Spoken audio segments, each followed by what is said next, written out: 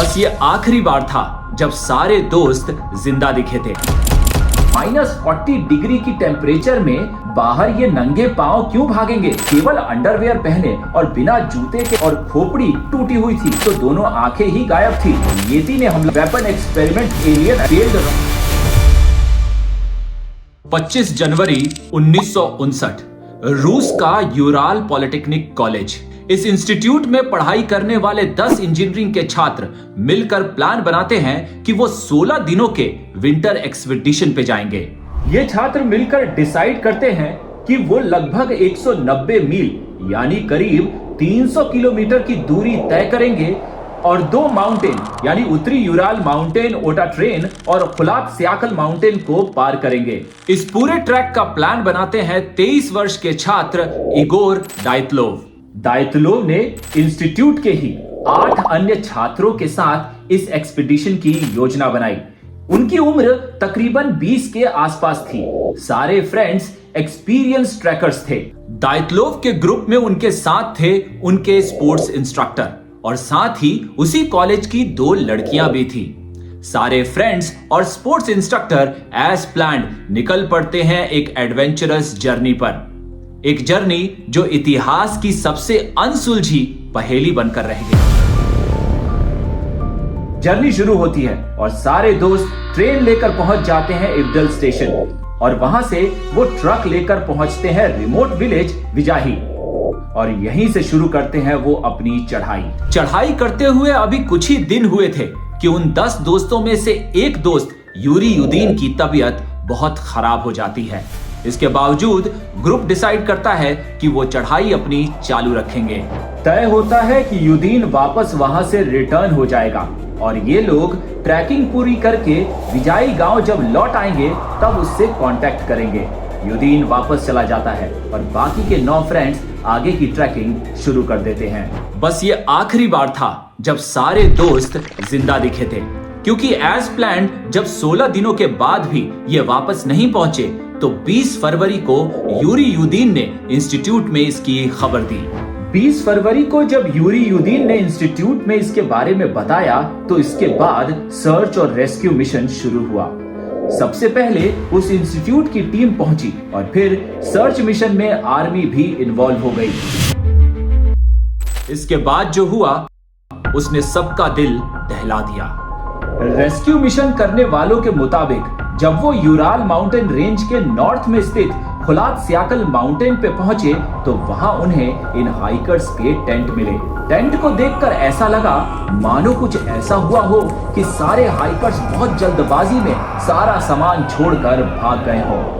Tent के भीतर सामान पसरा था और टेंट के एक किनारे पर चीरा लगा था, जैसे किसी ने टेंट के भीतर बैठकर वो हिस्सा चाकू से काटा हो और बाहर निकलकर भागा हो। टेंट के बाहरी हिस्से में बर्फ पर बने 9 जोड़ी पांव के निशान थे।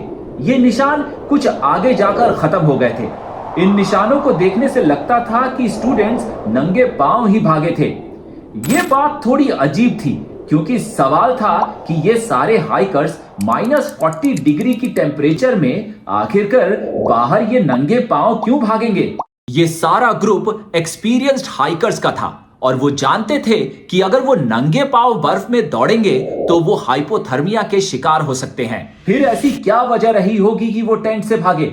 टेंट से थोड़ी दूर पे जंगल में एक पेड़ के नीचे आग जली हुई कुछ लकड़ियां भी मिली। जब रेस्क्यू मिशन करते हुए लोग आगे बढ़े तो नजर आई 2 लाशें। दोनों में से किसी के पांव में जूता नहीं था, शरीर पर कपड़े के नाम पर केवल अंडरवेयर। ये दोनों उसी ट्रैकिंग टीम का हिस्सा थे। फिर 3 और लाशें मिली। इनमें टीम के लीडर इगोर दाइतलोव का भी शव था। 5 लाशें मिल चुकी थी और अभी बाकी की 4 लाशों का मिलना बाकी था।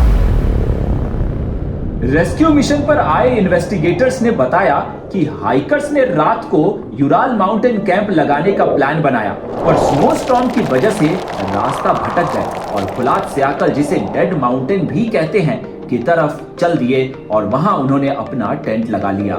सर्च एंड रेस्क्यू मिशन के मुताबिक 1 और 2 फरवरी की रात में अचानक पता नहीं क्या हुआ, जो सभी लोग अपने टेंट से बाहर निकल भागे।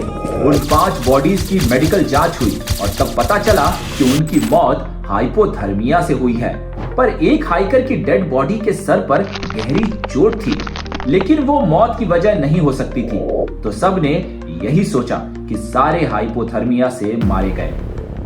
करीब कुछ 2 महीनों के बाद जब बर्फ पिघली तो बाकी की बची 4 लाशें भी मिल गई और इन डेड बॉडीज ने केस को और घुमा दिया, क्योंकि इन चारों की डेड बॉडी कुछ और ही बयां कर रही थी। इनमें से एक का सर बहुत ही बुरी तरह से फटा हुआ था।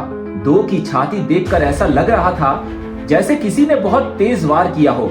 वहीं 2 डेड बॉडीज की दोनों आंखें निकाल ली गई थी, जबकि एक की जीभ गायब थी। यहाँ तक कि एक की आईब्रो तक नहीं थी। ये सब कुछ इशारा कर रहे थे कि उस रात यहाँ जरूर कुछ न कुछ हुआ होगा। क्या हुआ इसका अनुमान कोई भी नहीं लगा पा रहा था। थ्योरीज बहुत सारी आ रही थी कि शायद येती ने हमला किया होगा या कोई वेपन एक्सपेरिमेंट हुआ। यहाँ तक कि लोगों ने कहा कि उस इलाके के लोकल लोग जिन्हें मानसी बोला जाता था, उन्होंने अटैक किया होगा। 1990 में इव इवानोव, जिन्होंने इसकी शुरुआती इन्वेस्टिगेशन की थी, एक आर्टिकल लिखा और इशारा किया कि ये एक एलियन अटैक भी हो सकता है, क्योंकि जहां ये हाइकर्स मिले वहां पेड़ों पर हीट मार्क्स मिले थे, जिन्हें देखकर ऐसा लग रहा था कि ये हीट रेस से हुई हो। उसी फरवरी में लोगों ने यूराल माउंटेन रेंज में फ्लोटिंग बॉल्स ऑफ लाइट और कुछ और वियर्ड फिनोमिना भी रिपोर्ट किया। कुछ लोगों ने कहा कि ये भी मुमकिन हो सकता है कि ये एक आर्मी वेपन टेस्ट के कारण हुआ हो। सबकी बॉडीज अलग लोकेशन पे मिली। अगर कोई क्रिमिनल एक्टिविटी होती तो सब एक जगह ही मर गए होते। इसीलिए पहले की गई क्रिमिनल इन्वेस्टिगेशन में बताया गया कि अननेचुरल नेचर डिजास्टर की वजह से ये सब हुआ। पर यह समझ पाना बहुत मुश्किल था कि ये एक्सपीरियंस्ड हाइकर्स केवल अंडरवेयर पहने और बिना जूते के ठंड में क्यों बाहर निकले थे। इन्वेस्टिगेशन रिपोर्ट में यह भी नहीं बताया गया कि समूह के कई लोगों की हड्डियां और खोपड़ी क्यों टूटी हुई थी और एक हाइकर की तो दोनों आंखें ही गायब थी। इस घटना की अब तक 75 थ्योरियां आ चुकी हैं। एलियन अटैक हो, साइंस एक्सपेरिमेंट हो या फिर येती का हमला। लोगों का तो ये भी कहना है कि ये सीक्रेट वेपन की टेस्टिंग या फिर किसी साइंस एक्सपेरिमेंट को छुपाने के लिए स्टेज किया गया था। खैर, इसे एक प्राकृतिक घटना बताकर रिपोर्ट को कॉन्फिडेंशियल कर दिया गया। लेकिन 2019 में रशिया ने दोबारा इस घटना को इन्वेस्टिगेट करना शुरू कर दिया। चूंकि इस घटना को लेकर बहुत सारी थ्योरीज ऑलरेडी लोगों के बीच में थी, इन्वेस्टिगेटर्स ने फोकस ज्यादा इस बात पे किया कि आखिर कैसी प्राकृतिक घटना हुई जिससे उन सभी हाइकर्स की जान चली गई। Official representative of Russia prosecutor general Alexander Kurnoi ने बताया कि हर एंगल से ये हादसा एक नेचुरल एक्सीडेंट लगता है। उनके हिसाब से हादसे की जगह कुछ भी ऐसा नहीं मिला जो क्राइम की तरफ इशारा करता हो ना हो ये अवलांच या कोई और प्राकृतिक घटना के कारण हुआ जिसने पूरे हाइकर्स की टीम को भागने पर मजबूर किया और फिर सारे हाइपोथर्मिया के कारण मर गए। रिसर्चर व्लादिस्लाव कर्लिन ने 1959 में दाइतलोव पास इंसिडेंट पर रिसर्च किया था। उनके मुताबिक अवलांच की बात गलत है, क्योंकि वहां उस माउंटेन पर इतनी स्नो थी ही नहीं कि अवलांच आ सके।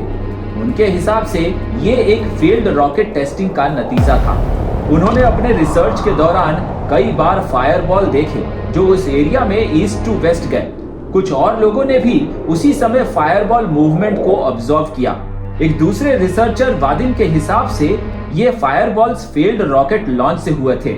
उस रात वाकई में क्या हुआ, ये अभी भी एक मिस्ट्री बनी हुई है। कई सवाल हैं, पर इन सवालों के जवाब नहीं है। इन सारे हाइकर्स के मौत के साथ ही शायद ये राज भी खत्म हो गए। इस अनसुलझी पहेली के बारे में अगर आप कुछ जानते हैं तो हमें कमेंट कर जरूर बताइएगा। वीडियो अगर आपको अच्छा लगा हो तो इसे लाइक कीजिए, शेयर कीजिए, कमेंट कीजिए और प्लीज चैनल को सब्सक्राइब करना मत भूलिएगा। अगले वीडियो तक मुझे दीजिए इजाजत। मेरा नाम है महेश। नमस्कार।